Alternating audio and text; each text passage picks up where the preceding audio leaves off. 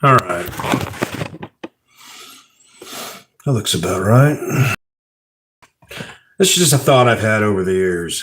Proper representation. People are like, well, what do you mean? Don't we have proper representation with the current system? I don't believe we do. And I think there's situations where people would better be served if the cities, the large cities, the huge metropolises and the areas surrounding them were their own states. What am I talking about? Well, this is Freedom Phil. Like and subscribe. And always turn up the video speed. You should watch this video at least at 1.75. You know, if I could watch my videos at 250 or 3 times the speed, I would. And comprehend faster than I can speak. So, let's get into it. And by the way, if anybody shows up, I'm just recording this right now. You can watch it later. I've seen this situation in America where you have places that don't actually really represent the people they claim to represent really well. Like the large land masses of a state are generally pretty much ignored for the most part. The only power they really have sometimes is the counties and the seats in the counties being able to keep some level of control in their state. I grew up in Western Washington an age and a half ago, and part of the reason the state is still holding together as well as it is, for instance, that it has no state income tax in the majority of the state. I think King County might have an income tax, but the majority of the state does not have it because it's into the Constitution, and there's more counties than there are Democrats. So what it is that the large voter base for major things like governors, senators, and of course, but it's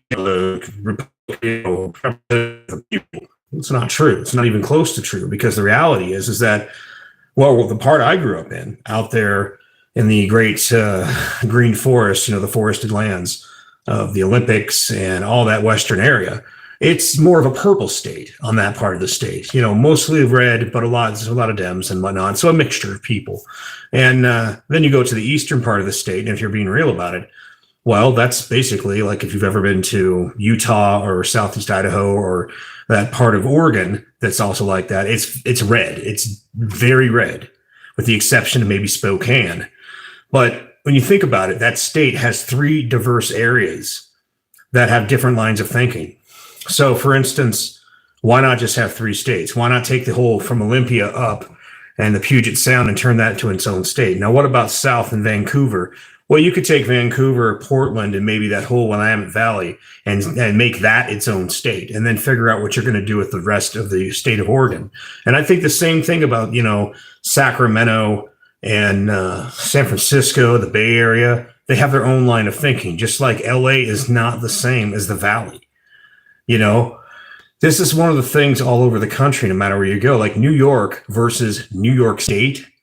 Chicagoland, not Chicago just itself, but Chicagoland versus the rest of Illinois, it's not the same place.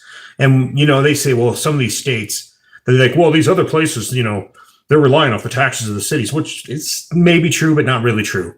Like another good example is Detroit. Detroit does not really represent all of Michigan. But a lot of these other states, you go to these places in the middle of nowhere in America, like Kansas, and where's the giant city? Kansas City, Kansas. That's it. But does that politic represent the rest of the farmland of Kansas? And the answer is no, it doesn't.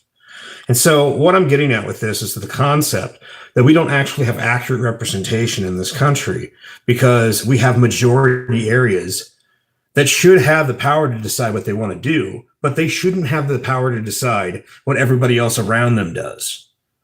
And it's one of those gigs where I look at it and I think to myself, is this, ever going to happen? Most likely not, because the powers that be generally really like the idea that with the majority base, say in the cities, like for instance, Washington's a great example of that.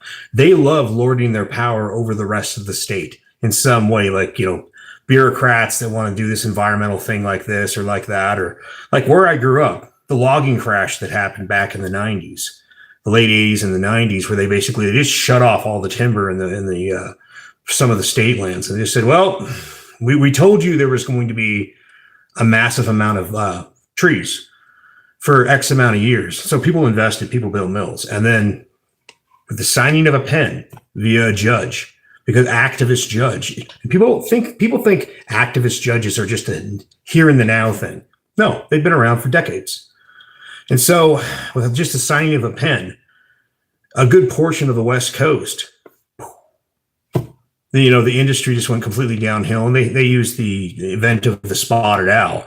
And the irony of that is that the spotted owl situation, I should talk about this in another recording, was quite literally mostly having competition from an invasive owl. I think it's the screech or the barred owl that is, for whatever reason, came over the Cascades and started taking over spotted owl territory. Ironically, they said they could only live in the old growth trees, for instance, but look it up. They actually found a spotted owl nest in a Kmart sign. So, yeah, based on the information they were having, this is the same tactic they used on the coast with the marble murrelet. It's a seabird that goes way into the interior, the tall trees, really high trees. And what you got to understand is once you go into the interior, a lot of that timber was planted by my family wasn't there, but the ancients of the people I grew up with. They cut it down to old growth and they replanted the trees. Now those trees are mature. And something about that state particularly is the taxes for the schools, some of the fire and some of the other things, the state parks. The reason they don't have a state income tax is because of that timber tax. So effectively, by eliminating how much of that based on the will of more or less Seattle, Puget Sound, Olympia, Tacoma, Mercer Island, there's a classic, on the whims of those people, a bunch of areas that frankly, well, if we're being honest about it, areas that have no real connection with the Forbidden City are forced to live under the rules of people that don't ever go there.